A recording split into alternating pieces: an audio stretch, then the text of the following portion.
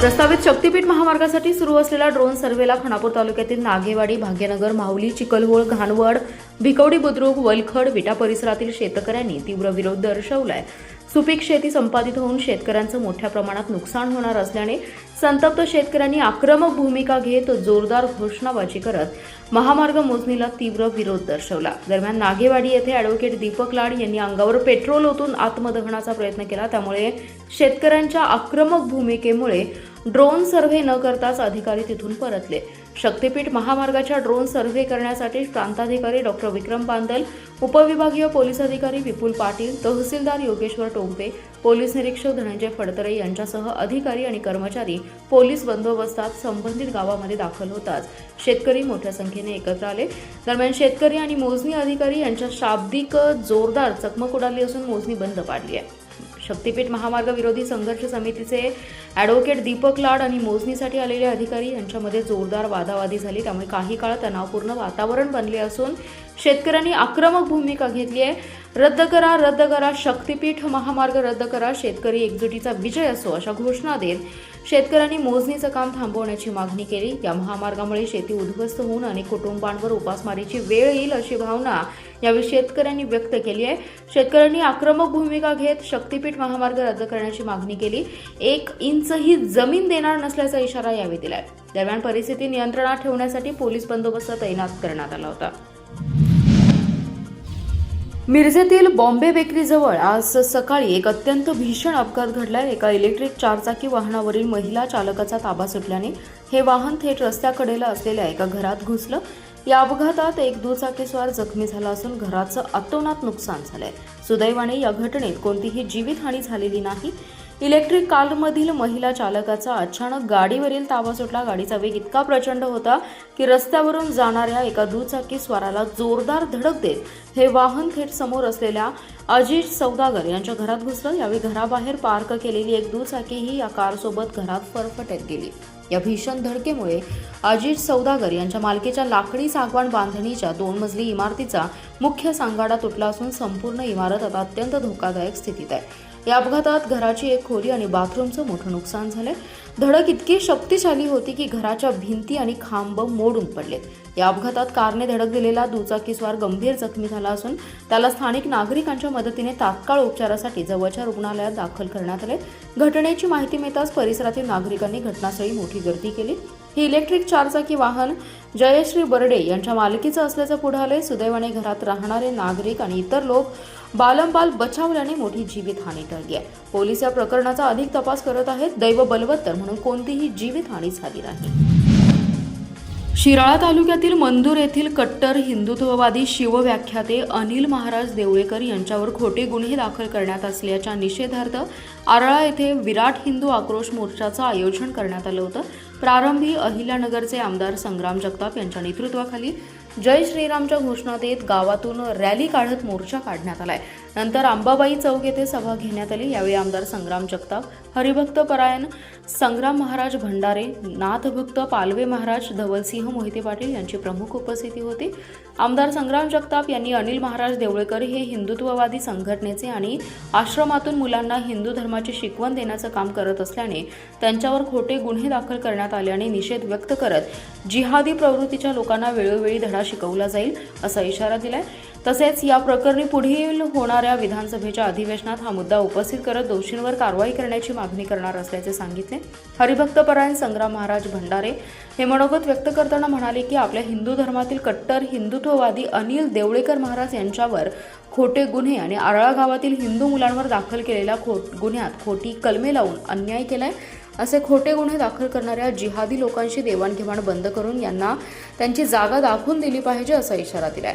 यावेळी मढी गावचे सरपंच संजयजी मरकंड, नाथभक्त पालवे महाराज, धवलसिंह मोहिते पाटील, आरपीआयचे प्रदेश उपाध्यक्ष नानासाहेब वाघमारे यांनी मनोगत व्यक्त करत निषेध व्यक्त केला। सांगलीतील रखडलेली नाले सफाई, मनमानी पद्धतीने वळवलेले नाले, नाल्यांवरील अतिक्रमणे, साचलेल्या पाण्यावरून महापालिकेतील आपत्ती व्यवस्थापन बैठकीत नगरसेवकांनी आक्रमक भूमिका घेतली। नाल्यावरील अतिक्रमणांच्या तक्रारीवरून महापौर आयुक्त यांनी बुधवारी प्रत्यक्ष पाहणी करण्याचा निर्णय घेतला। दरम्यान 2019च्या महापुराचा अनुभव लक्षात घेऊन आपत्ती व्यवस्थापन सुधारण्याचे आदेश महापौर धीरज सूर्यवंशी यांनी दिले।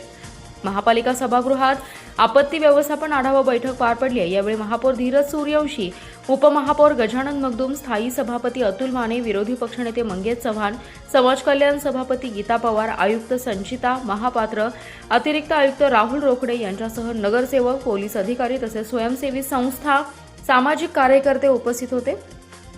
समाज कल्याण सभापती गीता पवार यांनी भीमनगर, स्वस्तिक काटा परिसर, गोकुळनगर, गुरुद्वारा समोरील वस्ती आदी ठिकाणी पहिल्याच पावसात घरात पाणी शिरल्यावरून प्रशासनाला धारेवर धरलं। विजयनगर, वांडलेसवाडीहून येणाऱ्या नाल्यावरील अतिक्रमणाचा विषय युवराज गायकवाड यांनी उपस्थित केला। दरम्यान या नाल्याचीही पाहणी केली जाईल असं आयुक्त महापात्र यांनी सांगितलं। नाल्यातून काढलेल्या गाळाचे ढीग रस्त्यावर तसेच पडू नयेत। पुन्हा पाऊस झाल्यास हा गाळ पुन्हा नाल्या जाईल, तेव्हा नाले सफाईचा उद्देश कसा पूर्ण होणार असा सवाल नसीम नाईक यांनी उपस्थित केलाय।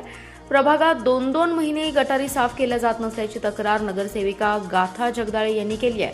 महापूर कालावधीत टपोऱ्या तरुणांकडून नागरिकांना त्रास होणार नाही, पूरग्रस्त भागात चोऱ्या होणार नाहीत याकडे पोलीस प्रशासनाने लक्ष द्यावे। आपत्ती व्यवस्थापन आढावा बैठकीला महावितरणाच्या अधिकाऱ्यांना बोलावणं गरजेचं होतं असंही त्यांनी यावेळी सांगितलं। वेळ सकाळी 7ची। महावीर उद्यान समोर अचानक एक लाल दिव्याची गाडी येऊन थांबते। त्यातून एक व्यक्ती टी-शर्ट, ट्रॅक पॅन्ट आणि शूज घालून उतरतो। नागरिकांना वाटतं कोणीतरी वॉकिंगसाठी आलं असेल, पण ते गृहस्थ थेट नागरिकांमध्ये जाऊन त्यांच्याशी संवाद साधतात। तेव्हा कळतं हे तर एसीपी तुषार दोशी। पोलीस अधीक्षक तुषार दोशी यांनी थेट मॉर्निंग वॉकसाठी महावीर उद्यानात जात वॉकिंग करत ज्येष्ठ नागरिकांसह महिलांशी संवाद साधलाय। नशेखोरी, टवाळखोरी यांचा धिंगाणा, चोरी, दारूच्या बाटल्यांचा खच याविषयी नागरिकांनी तक्रारींचा अक्षरशः पाढा वाचलाय। यावेळी त्यांनी नागरिकांसह कट्ट्यावर बसून चहाचा आनंद घेतला। जिल्ह्याचे पोलीस अधीक्षक तुषार दोशी यांनी पदभार स्वीकारल्यानंतर त्यांनी केलेल्या कृत्याने नागरिकांमध्ये चांगली चर्चा रंगली आहे। पदभार स्वीकारल्यानंतर विविध ठिकाणी भेट देत नागरिकांशी संवाद साधता येते। मॉर्निंग वॉक करतेवेळी पोलीस अधीक्षक तुषार दोशी यांना काही ज्येष्ठ नागरिकांनी तुमच्या कामाचा व्याप खूप मोठा आहे, पण आम्हा लोकांसाठी तुम्ही वेळ द्यावा, जेणेकरून आम्ही आमच्या समस्या तुमच्या पुढे मांडू अशी आशा व्यक्त केली। यावेळी दोशी यांनी माझं कार्यालयाचे दार सकाळी 11 ते सायंकाळी 5 पर्यंत सदैव तुमच्यासाठी खुली असतील। तुम्ही केव्हाही या, तुमच्या समस्या सोडवण्यासाठी तसेच तुमच्या सुरक्षेस प्राधान्य असल्याची ग्वाही त्यांनी दिली आहे। सांगलीच्या कृष्णा नदीमध्ये जिल्हा आपत्ती व्यवस्थापन केंद्र आणि महापालिका प्रशासन यांच्याकडून आपत्तीपूर्व तयारीची रंगीत तालीम घेण्यात आली आहे।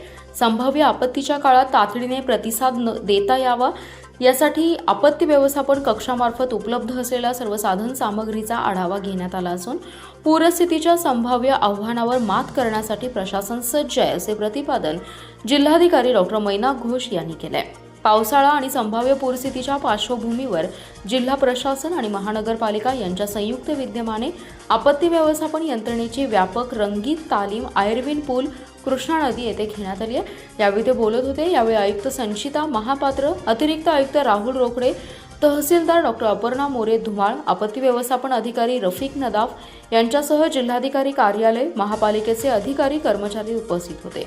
महानगरपालिका याचे जिल्हाधिकारी घोष म्हणाले, संभाव्य पूरस्थितीत नागरिकांच्या जीवित आणि मालमत्तेचं संरक्षण करण्यासाठी आवश्यक असलेल्या यंत्रसामग्री, बचाव पथके आणि विविध विभागांच्या सज्जतेची तपासणी करण्यात आली असून आवश्यक यंत्रसामग्री उपलब्ध आहे। बचाव कार्यासाठी लागणाऱ्या स्पीड बोटी, रेस्क्यू बोटी, गॅस कटर, शोध आणि सुटका उपकरणे इतर यंत्रसामग्री कार्यरत स्थितीत असल्याची खात्री करण्यात आली। आयुक्त संचिता महापात्र म्हणाल्या, सांगलीतील पूर स्थितीचा पूर्वानुभव लक्षात घेऊन दरवर्षीप्रमाणे यंदाही प्रशासनाने आवश्यक तयारी सुरू केली आहे।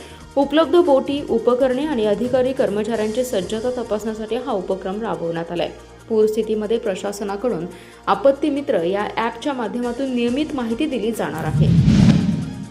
तासगाव भिवघाट महामार्गावर पुनदी फाट्यानजीक भीषण अपघात झाला। या अपघातात 4 चाकी इर्टिगा चालकाने रस्त्याकडेला शेडजवळ थांबलेल्या 5 ते 6 दुचाकींना उडवले। यावेळी दुचाकीवर बसण्याच्या तयारीत असणाऱ्या एका व्यक्तीला जोराची धडक बसल्यामुळे त्यांचा जागीच मृत्यू झाला। नारायण गोविंद कोळी असं अपघातात मृत्यू झालेल्याचं नाव आहे। या प्रकरणी तासगाव पोलीस ठाण्यात रात्री उशिरापर्यंत गुन्हा दाखल करण्याचं काम सुरू होतं। इर्टिगा चालक सयाजी मारुती पाटील यांच्यावर गुन्हा दाखल करण्याची प्रक्रिया रात्री उशिरापर्यंत सुरू होती। सायंकाळच्या सुमारास अचानक पाऊस आल्यामुळे तासगाव भिवघाट महामार्गावरून जाणाऱ्या 8 ते 10 दुचाकी चालकांनी पुंदी फाट्यानजीक असणाऱ्या नाश्ता सेंटरच्या शेडचा आसरा घेतला. शेडलगत दुचाकी उभ्या करून दुचाकी चालक शेडमध्ये थांबले होते. पाऊस उघडताच शेडमधून नारायण कोळी बाहेर येऊन त्यांच्या दुचाकीवर बसत होते. त्याच वेळी आरवळेहून तासगावच्या दिशेने भरधाव वेगाने येणाऱ्या इर्टिगा गाडीने कोळी यांना जोराची धडक दिली. त्यानंतर तिथे उभ्या असणाऱ्या अन्य दुचाकी वाहनांनीही धडक दिली. या घटनेत कोळी यांचा जागीच मृत्यू झालाय, तर इतर 5 ते 6 दुचाकी गाड्यांचा चुराडा झालाय. या भीषण अपघातानंतर घटनास्थळी भीतीचं वातावरण निर्माण झालं होतं. अपघाताची माहिती मिळताच तासगाव पोलिसांचं पथक तात्काळ घटनास्थळी दाखल झालं. घटनेचा पंचनामा करून रात्री उशिरापर्यंत इर्टिगा चालक सयाजी पाटील यांच्यावर गुन्हा दाखल करण्याचं काम सुरू होतं. बस स्थानकात गर्दीचा फायदा उचलून महिलांचे दागिने हातोहात लंपास करणाऱ्या कोल्हापुरातील महिलेला जेरबंद करण्यात पोलिसांना यश आले. स्थानिक गुन्हे अन्वेषणाच्या पथकाने आष्टा बस स्थानक परिसरात सदरची कारवाई केली आहे. या महिलेकडून विटा बस स्थानकातील चोरीचा एक गुन्हा उघडकीस आला असून 6,90,000 रुपयांचे सोन्याचे दागिने हस्तगत केलेत. कविता सतीश काळे असं अटक केलेल्या महिलेचे नाव आहे. जिल्ह्यातील बस स्थानक परिसरात वाढत्या चोरीच्या घटनांची दखल घेत पोलीस अधीक्षक तुषार दोशी यांनी गुन्हे उघडकीस आणण्याचे आदेश दिले. त्यानुसार स्थानिक गुन्हे अन्वेषणाचे एक पथक चोरट्यांचा शोध घेत होते. यावेळी पथकातील कर्मचाऱ्यांना माहिती मिळाली की संशयित कविता काळे ही महिला आष्टा बस स्थानक परिसरात चोरीच्या उद्देशाने फिरतीये. मिळालेल्या माहितीनुसार पथकाने तातडीने बस स्थानकात सापळा लावला असता संशयित कविता काळे ही घाईघाईने बस स्थानकाबाहेर जाताना निदर्शनास आली. यावेळी महिला पोलीस अंमलदार सपना गराडे यांनी तिला थांबवलं. यावेळी तिची झडती घेतली असता तिच्या पर्समधील कागदी पुडीमध्ये दागिने मिळाले.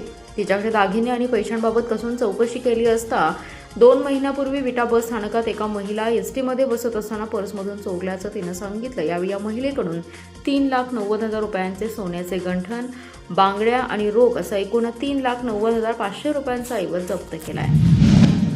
प्रशासनाने पूरपट्ट्यातील 800 लोकांना स्थलांतराच्या नोटिसा आधीच बजावल्या आहेत, तर महापालिका क्षेत्रातील 93 धोकादायक इमारतींना नोटिसा बजावल्या आहेत. संभाव्य पूरस्थिती, आपत्कालीन यंत्रणांची सज्जता आणि नागरिकांच्या सुरक्षिततेसाठी करण्यात आलेल्या उपाययोजनांचा आढावा घेण्यासाठी आपत्ती व्यवस्थापनाचा आराखडा तयार असून सर्व यंत्रणा सज्ज असल्याची माहिती महापौर धीरज सूर्यवंशी, आयुक्त संजिता महापात्र यांनी दिली आहे. यावेळी महापालिकेच्या आपत्ती व्यवस्थापन कार्यप्रणाली 2026 नियोजनाचं सादरीकरण करण्यात आलंय. नगरसेवक, सेवाभावी संस्था, सामाजिक संस्था, प्राणीमित्र, सर्पमित्र आणि महापालिकेच्या सर्व अधिकाऱ्यांना सूचना, सहकार्य आणि जबाबदाऱ्या निश्चित करण्यात आल्या असल्याचं त्यांनी सांगितलं. यावेळी अतिरिक्त आयुक्त राहुल रोकडे, उपमहापौर गजानन मगदूम उपस्थित होते. महापौर सूर्यवंशी, आयुक्त महापात्र म्हणाले, नाले सफाईचं काम सुरू आहे. सर्व अधिकाऱ्यांचे नंबर, समित्या, वैद्यकीय पथक तयार आहे. पूर आला तर विस्थापित होणाऱ्या नागरिकांना नोटिसा बजावल्या आहेत. 34 ठिकाणी निवारक केंद्र करण्यात आलेली आहेत. घर बसल्या सर्व माहिती मिळावी यासाठी आपत्ती मित्र ॲप तयार करण्यात आले. महापूर आला तर याचे सर्व अपडेट मोबाईलवर मिळेल. पूरप्रवण भाग, नदीपात्रातील पातळीनुसार बाधित होणारी क्षेत्रे, नियंत्रण कक्ष, निवारा केंद्रे, आरोग्य सुविधा, आपत्कालीन प्रतिसाद पथके तसेच विविध विभागांच्या समन्वयाबाबत सविस्तर माहिती यावेळी देण्यात आली आहे. पावसाळ्यात कोणतीही आपत्कालीन परिस्थिती उद्भवल्यास तात्काळ प्रतिसाद देण्यासाठी यंत्रणा सज्ज ठेवण्याच्या सूचना त्यांनी दिल्या. कोल्हापूर आणि सांगली या 2 जिल्ह्यातून 2 वर्षांसाठी हद्दपार केलं असतानाही गंभीर गुन्हा करण्याच्या उद्देशाने स्वतःजवळ हत्यारे घेऊन फिरणाऱ्या रेकॉर्डवरील गुन्हेगारांना जेरबंद करण्यात पोलिसांना यश आलंय. त्यांच्याकडून 2 कोयते जप्त केलेत. स्थानिक गुन्हे अन्वेषणाच्या पथकाने ही कारवाई केली आहे. इजाज उर्फ एजाज अल्फाज शेख आणि मल्लिक जान उर्फ सोहेल राजू नदाफ अशी अटक केलेल्यांची नावे आहेत. स्थानिक गुन्हे अन्वेषणाचे एक पथक मिरज विभागात पेट्रोलिंग करत होते. यावेळी पथकातील कर्मचाऱ्यांना माहिती मिळाली की सांगली आणि कोल्हापूर जिल्ह्यातून 2 वर्षांसाठी हद्दपार केलेले संशयित एजाज शेख आणि मल्लिक जान नदाफ हे दोघेजण गंभीर गुन्हा करण्याच्या उद्देशाने मिरजेतील चुनाभट्टी रोड परिसरात फिरत आहेत. मिळालेल्या माहितीनुसार पथकातील कर्मचाऱ्यांनी तातडीने त्या ठिकाणी धाव घेत दोघांना ताब्यात घेतले. यावेळी दोघांची झडती घेतली असता त्यांच्याजवळ 2 कोयते मिळाले. तसंच त्यांनी कोणतीही पूर्वपरवानगी न घेता जिल्ह्यात प्रवेश केल्याचं तपासात निष्पन्न झालंय. यावेळी दोघांकडून 2 कोयते जप्त करत त्यांच्यावरती मिरज शहर पोलिसात कारवाई करण्यात आली आहे.